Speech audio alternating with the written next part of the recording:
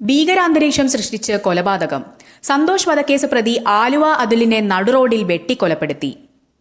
കൊല്ലം കരുനാഗപ്പള്ളിയിൽ ഗുണ്ടാസംഘങ്ങൾ തമ്മിലുള്ള കുടിപ്പക തെരുവിൽ ചോരപ്പുഴയൊഴുക്കുന്നു.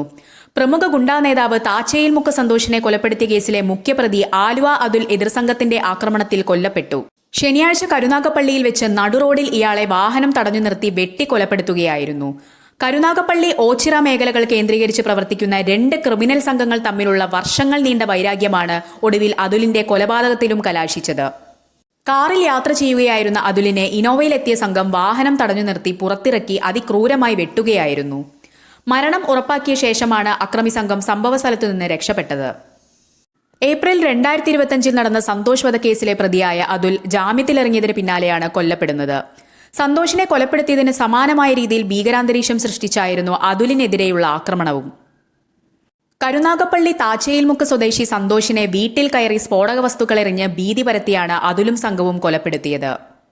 ഈ കേസിലെ പ്രതിയായ അതുലിനെ തമിഴ്നാട്ടിലെ തിരുവള്ളൂരിൽ നിന്നാണ് അന്ന് പോലീസ് പിടികൂടിയത്. കൊലപാതക കേസിന് പുറമെ നിരവധി ക്രിമിനൽ കേസുകളിൽ പ്രതിയാണ് കൊല്ലപ്പെട്ട അതുൽ. എറണാകുളം നോർത്ത് മേൽപ്പാലത്തിന് താഴെ ഹോട്ടൽ ജീവനക്കാരനെ ആക്രമിച്ച് കവർച്ച നടത്തിയ കേസിലും ഇയാൾ പ്രതിയായിരുന്നു. ഗുണ്ടാ സംഘങ്ങൾ തെരുവിൽ പകതീർക്കുമ്പോഴും അത് നിയന്ത്രിക്കാൻ പോലീസിന് കഴിയാത്തത് വലിയ വിമർശനങ്ങൾക്ക് ഇടയാക്കിയിട്ടുണ്ട്. കരുനാഗപ്പള്ളി ഓച്ചിറ മേഖലകളിൽ ഗുണ്ടാ വിളയാട്ടം തുടരുന്നത് പ്രദേശവാസികളെ കടുത്ത ഭീതിയിലാഴ്ത്തിയിരിക്കുകയാണ്. കൊലപാതകത്തെ തുടർന്ന് ജില്ലയിൽ പോലീസ് ജാഗ്രത ശക്തമാക്കിയിട്ടുണ്ട്.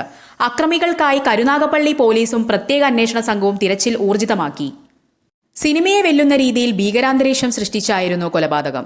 ബൈക്കിൽ സഞ്ചരിക്കുകയായിരുന്ന അതുലിനെ ഇനോവ കാറിലെത്തിയ സംഘം പിന്തുടരുകയും വശത്തേക്ക് ഇടിച്ചിടുകയുമായിരുന്നു. നിലത്തേക്ക് വീണ അതുലിനെ ആയുധങ്ങളുമായി ചാടിയിറങ്ങിയ അക്രമി സംഘം നിരവധി തവണ വെട്ടി. അതീവ ഗുരുതരാവസ്ഥയിൽ ആശുപത്രിയിൽ എത്തിച്ചെങ്കിലും ജീവൻ രക്ഷിക്കാനായില്ല. ആക്രമണത്തിന്റെ CCTV ദൃശ്യങ്ങൾ പുറത്തുവന്നിട്ടുണ്ട്.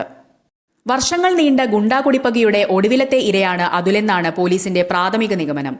2025 മാർച്ചിൽ സന്തോഷിനെ വീട്ടിൽ കയറി സ്ഫോടക വസ്തുക്കൾ എറിഞ്ഞ് ഭീതി പരത്തി കൊലപ്പെടുത്തിയ കേസിലെ മുഖ്യപ്രതിയായിരുന്നു അതുൽ. ഈ കൊലപാതകത്തിനുള്ള പ്രതികാരമാണ് പുതിയകാവിലുണ്ടായ ആക്രമണമെന്ന് പോലീസ് സംശയിക്കുന്നു.